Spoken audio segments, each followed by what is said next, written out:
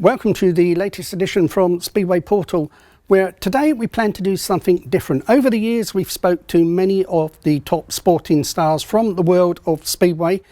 Today we're going to speak to someone from behind the scenes. It's former referee Ronnie Allan, former Speedway Control Board manager Ronnie Allan, very, very special person.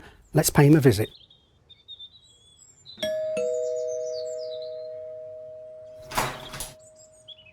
Okay. Good afternoon, Ronnie. Nice to meet you. To Clevedon. Thank you. Come on in.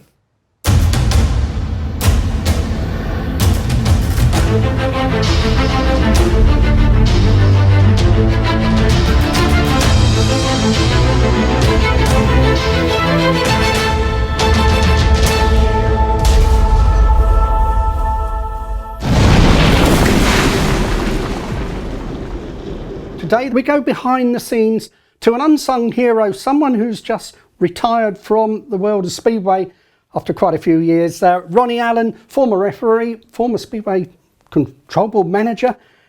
You've done it all really, haven't you? Yeah, well, according to the Speedway Star, and I didn't know this, I've done 8 jobs in Speedway. Everything from a bike pusher in Edinburgh way back in the 60s to the Speedway Control Board manager in the 2000 to 2002. Meeting steward for television the last 3 years, and ended up referee finishing this year.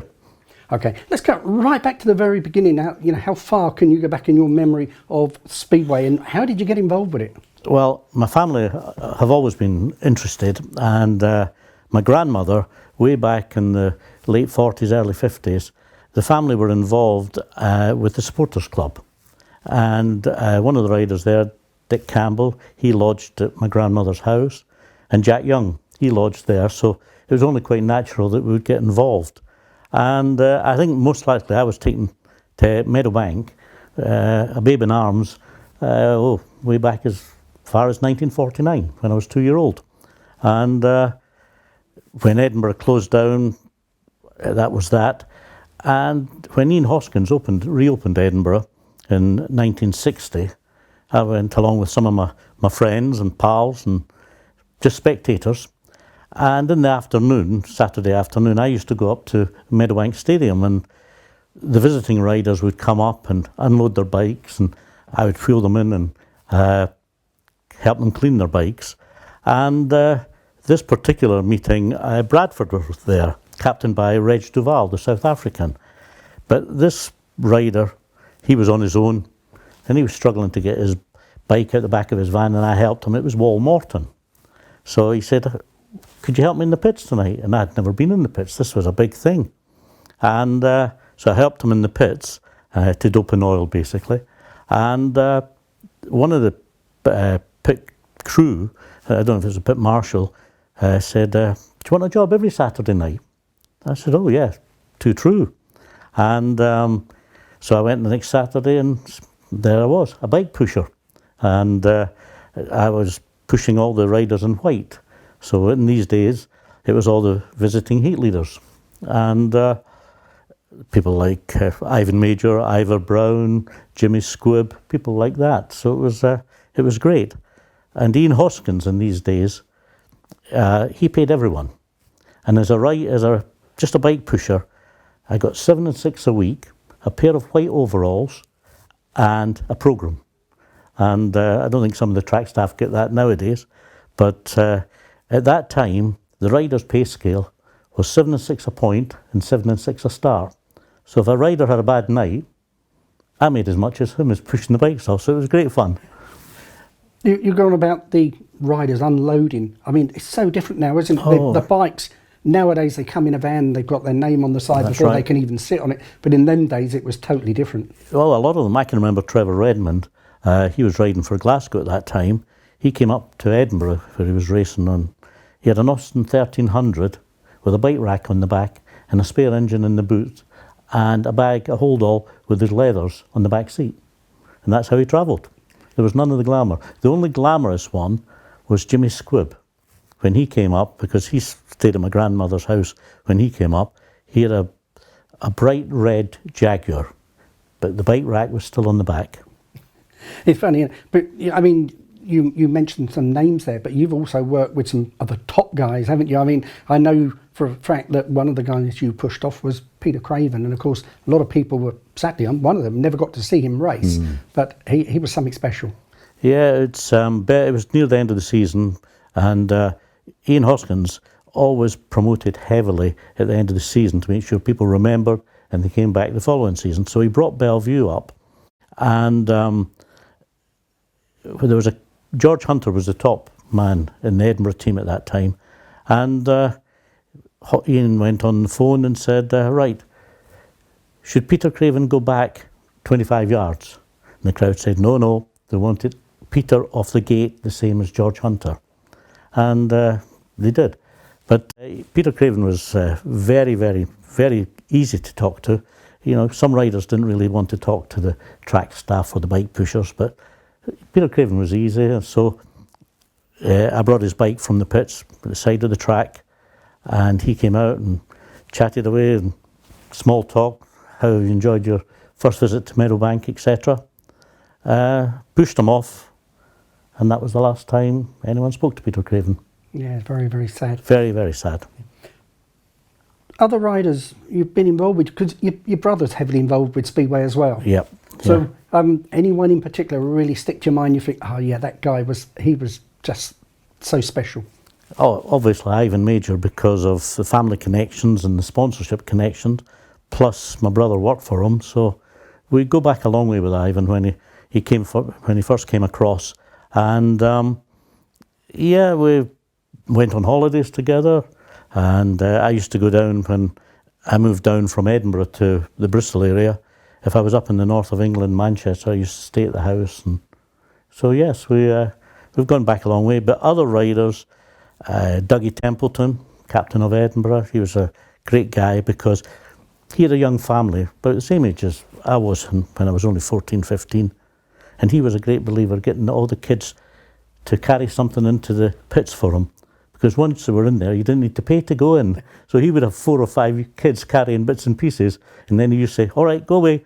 And that was it. You were in the stadium for free. And so he was very good with the kids, I must admit. Other riders, Clive Featherby, he was riding for Kings Lynn, I think, at that time. No, sorry, Sheffield. And once again, just started chatting away to him, helping unloading his bike and that. And I asked him if he would send me some away programmes. And he used to send every fortnight programmes from where he was riding. And we kept in touch. And then in 1970, I got married. And that year, the following year, 71, like every newly married couples, we didn't have a lot of money, so we were camping down in East Anglia. And we went to Kings Lynn, and we were just standing by the pits, and Clive says, what are you doing here? I said, oh, married last year and we're just on holiday. He said, what are you doing tomorrow afternoon? I said, nothing in particular. You must come round to the house for afternoon tea. So we went round to his house in Norwich for afternoon tea, and then the next night he said, what are you doing on Tuesday night? I said, nothing in particular, just on holiday. Oh, come down to West Ham. I'm riding at West Ham. So, yeah, away from the track, these guys were just like everyone else. They were just ordinary guys who, had an ordinary social family life. When you got into the sport, I mean, most youngsters, they help him with the bikes. Their ambition is to actually get on and ride it. Was you never in that situation where you wanted to have a go? Oh, yeah. And I did. One of my friends, a chap called Ronnie Ferguson, he was a second halfer at Edinburgh. And we went to one of the training tracks, and I thought, I'll have a go at this. And I did a few laps, decided to go a bit faster, missed the bend, went over the top, broke my arm, concussion. And when I came round and lying in the hospital, I thought there's easier ways of making money than this. So I thought, I like Speedway, but I'm not going to risk my neck. So that was how a short career riding. You got away from that side of it, but you never got away from Speedway. And later on in life, you moved and applied to become a referee. Yeah, well, 1974 we left place called Bowness, just outside Edinburgh, where my wife was a school teacher. And we came down to North Somerset, and I was working in the drinks industry. And we still kept in touch with Ivan, and the opportunity arose whereby there's a French product called Ricard, an aniseed product, huge brand in France, and we were distributors for it in the UK. And as marketing manager, you're always looking for something different. I put forward a proposal that would sponsor Ivan. And at that time, it was the biggest individual financial sponsorship that Speedway had ever seen.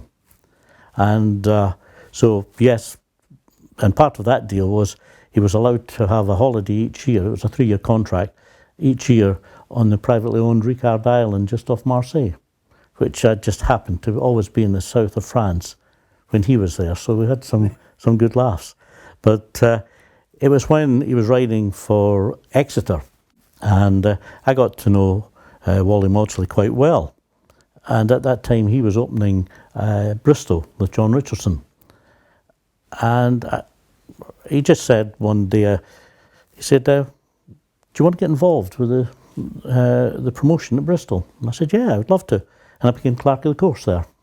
And then when Bristol closed, Wally took over Swindon. And he said, would you like to be clerk of the course at Swindon? And I said, yeah, I'd love to. I said, but I'm going to upset someone because they've got a clerk of the course. He said, I'll leave that to me, I'll sort that one out. And I became clerk of the course at Swindon. And it was during that time I applied to become a referee. I think it was 1981 or 1980, because it was a 2-year training course then to become a referee. So all those people you were shouting at were all of a sudden shouting at you? Shouting at me, yes, aye. So, yes, that was... and then I became a fully fledged referee in 1982 and took my first meeting, I think it was September 82, Poole versus Ipswich. And John Berry was the promoter there. And afterwards, he said, as I was crossing the centre green to go back to my car, he said, was that your first meeting on your own? I said, yeah. He says, you did all right. Yeah, that was okay, that was a fine job. It was the only compliment he ever paid me in all the years I refereed Ipswich. He never ever said any other time, that was a good job. Did Ipswich win that day? No, they got beaten, I think. I think they got beaten. So that was a compliment, yeah. Refereeing is totally different to being a supporter. All of a sudden, those decisions, you're only seeing red, blue, white, yellow. So it doesn't matter about names and that. Any particular incident or thing that sticks in your mind and you think, well, maybe I could have done that different? Well, because when you become a referee, you agree to go anywhere in the country. You know, you can be in Peterborough one night and then 2 or 3 days later you can be Bellevue or wherever. So you're driving home at 12 o'clock or 1 o'clock in the morning, and these motorways are dark and they're quite lonely, and you're going through your mind, oh, I should have done a better job there. That was the wrong decision. Bit close. I wonder if I gave the right colour, the decision. Because I'm a great believer, I tried to avoid any individual riders. To me, there were 4 helmet colours: red, blue, white, yellow and black. And I never, in the early days it was easy because they didn't have fancy coloured leathers. But now they've all got the Kevlars with, and you do identify with some riders. I think the hardest meetings were the local derbies, and I suppose really the one that sticks out in my mind was a Good Friday meeting, Poole versus Eastbourne. And in the Eastbourne side, of course, they had Nicky Pedersen. And it was one of these meetings that it was hard work. The gates, they were moving at the gates. They were moving, coming out the second bend. They were pushing everybody out onto the fence. And there was a race where Craig Boyce and Nicky, 3 laps of just bouncing off each other. And eventually, Craig was in front, and Nicky decided to go round outside, going into the second bend. And there wasn't any room. And stopped the race, excluded Nicky. And Nicky wasn't too happy. neither was the Eastbourne management, but that was life. And at the same meeting, Edward Kennett thought he could ride the Wall of Death on the fence. He came down, excluded him, and it went on. I think Jason Doyle came down and broke his ankle that day as well, something like that. But it was one of these, as I say, one of these meetings that if anything was going to go wrong, it was going to go wrong. And the only accolade afterwards was I got man of the match from Phil Chard in the Bournemouth Echo, so that was quite nice. When you look back at it, I mean, you've been to some far out tracks and you've been to some pretty shabby places as well. What's your favourite one? I always try to avoid having a particular favourite track, because I think if you have a favourite track, you also, at the other end of the spectrum, you have a track that I don't really want to go. And we're not allowed, as referees, you're not allowed to say, I don't want that track. You've got to go wherever you're sent. But the tracks, it is difficult because every track has its own quirks. And I always judge, first of all, the track by the visibility from the box. Coventry was always good, great box. The Edinburgh box now is very good. The lower the box to the track, the more difficult it is to actually see what's going on. So I've always gone for the boxes which are high up. But one of the worst boxes, and it was high up, was Cradley.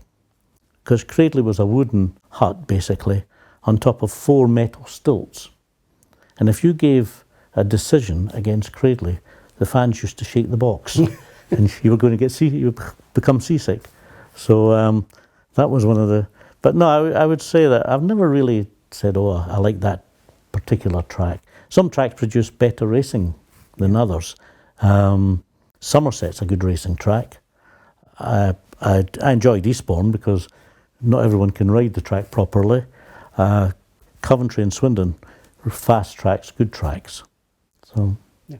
What about the stadiums? What's the most glamorous stadium you've refereed in? That's a good question. I suppose the New Bellevue is very good. The Glasgow is excellent now that it's been revamped. Coventry in its early days was very good. And where I passed my test, way back in '82, was Wimbledon. And Wimbledon was great. Terrible box to see the racing. You were too low. But it was such a nice stadium. Yeah.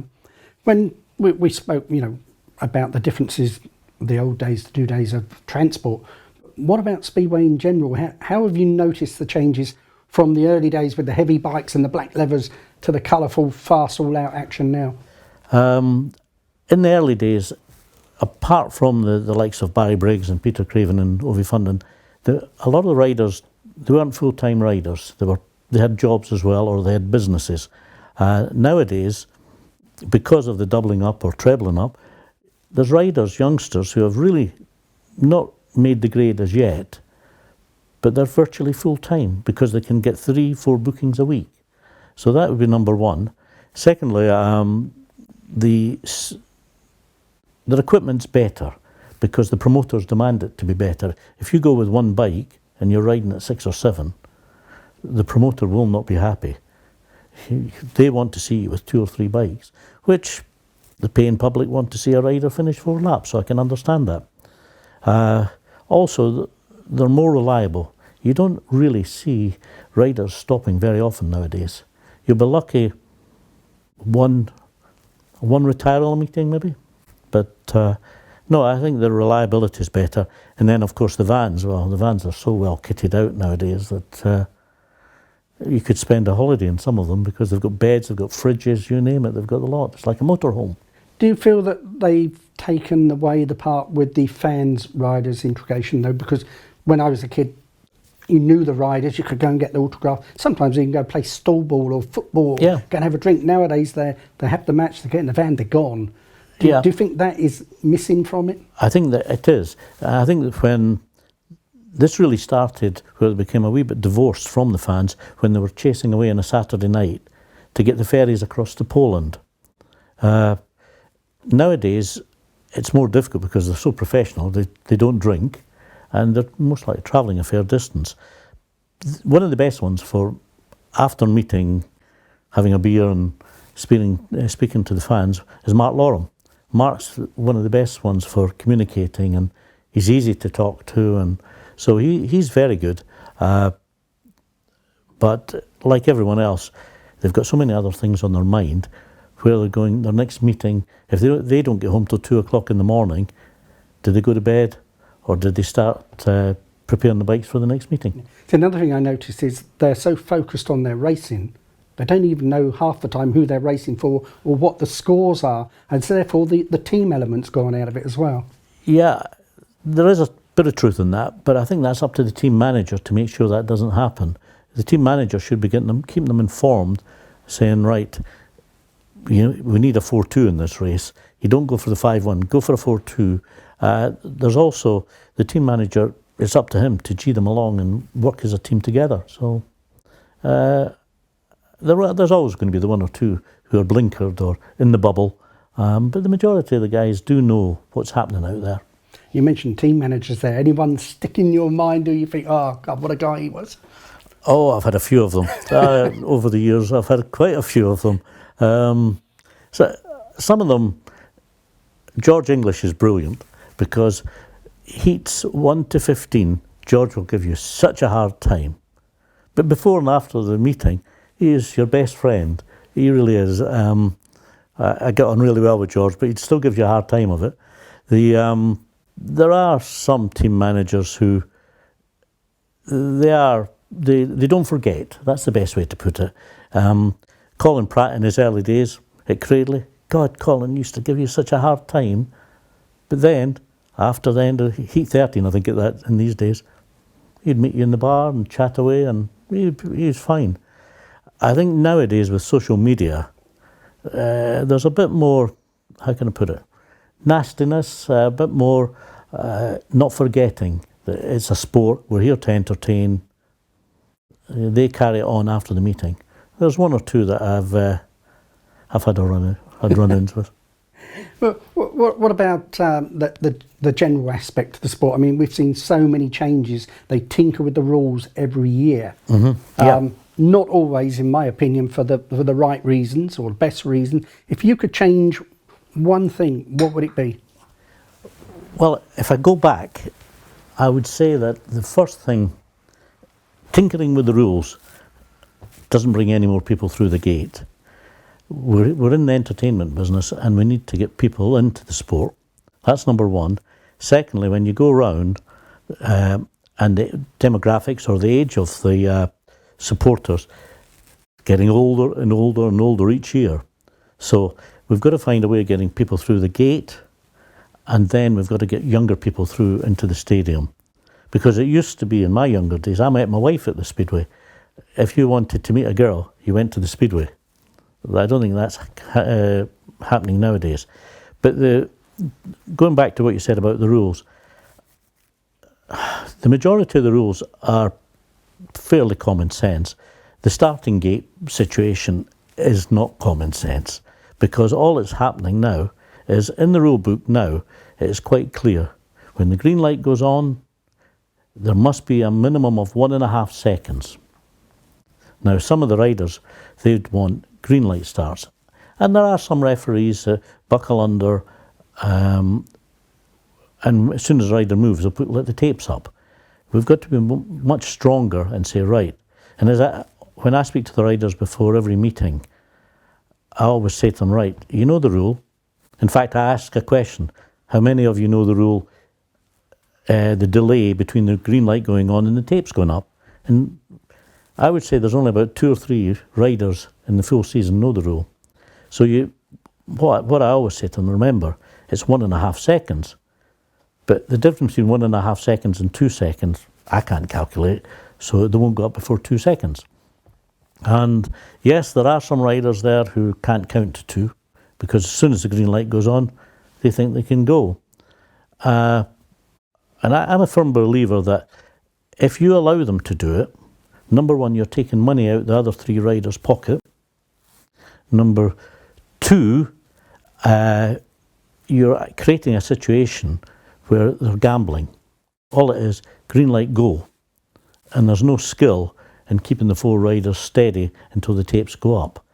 And if you can just imagine, if by any chance they brought in a rule that said, if a rider jumps the start and he gets away with it without hitting the tapes, just imagine an Edinburgh-Glasgow local derby, Edinburgh are at Glasgow, and Sam Masters gets a flyer. The Glasgow supporters would go absolutely mental, and the referee would have to be escorted out of the stadium. That's another thing, but it doesn't provide good entertainment. You want four riders leaving the tapes virtually at the same time, and the best one, best two, best three coming out the second bend in the lead. You don't want flyers, because all that happens basically is the old criticism of, oh, the rider who's first into the first bend will always win. And you know, that to me is not the way of the sport going forward. And the rules should really enforce the starting of 2 seconds or 1.5 seconds. They've just gone back to the good old days of tactical substitutes. Yep. That means a team manager now has got to actually team manage, because before it was all set out, this is your gates and whatever. Mm-hmm. Is that a good move? I did an article, I can't remember if it was for the pool programme or the Glasgow programme, and I said I'm a bit of a traditionalist, and I think the old tactical substitute was as good as anything. And yes, I think it's a great thing that they're going to go back. More than happy to see that. You'd be surprised the number of team managers that phone up the referee and say, what about that rule? Can I do this? And these are team managers who have been around for 10, 15 years. And I always say to them, no, you can't use it, but I'll tell you what, phone me up in 5 minutes and tell me what page it is in the rule book. Do they ever phone you back? Never. So I think the rule book, people only pick 1 or 2 pages to look at. They don't really read it as such. Now, you've been involved with the sport for a long time. How are you going to fill that void? Well, first of all, do a bit more travel in the world. I've got a big garden to keep together. Certainly I'm going to play a bit more golf, and hopefully I can still stay involved to a certain extent. I've already had someone approach me. I won't say what it is just yet, but I hope to maintain my ties with the sport. Yeah. Touched on the golf. Played any good people? I've played in some pro-ams. Some of the older boys like Neil Coles and Tommy Horton. I've met Gary Player and I've met Jack Nicklaus, so that's pretty good. Yeah, not bad at all, is it really? That's pretty good. So we know what you've done and we know what your plans are, but putting into action now, isn't it? It is, very much so. Looking forward to it? Yes, I am. It's a complete change, and yeah, I'm looking forward to doing a bit more travelling again. I bought a motorhome 3.5 years ago, and I'm about to change it again in March. So I certainly want to travel around Britain and see a bit more of this country. And middle of December to the middle of February, I'll go down to the south of Spain. That'd be really good. Just hopefully somewhere someone is watching from the Speedway hierarchy here, and maybe get a testimonial for you. That'd be nice, wouldn't it? That would be very nice. I would certainly like that. I could put together a full field anyway. I know that much. Yeah, it'd certainly be well deserved. Ronnie, it's been a pleasure. I've known you a long, long time. You've always been great to talk to, and a pleasure to know. Whatever you choose in your life, wish you well with it. Thank you very much, Ken. Thank you.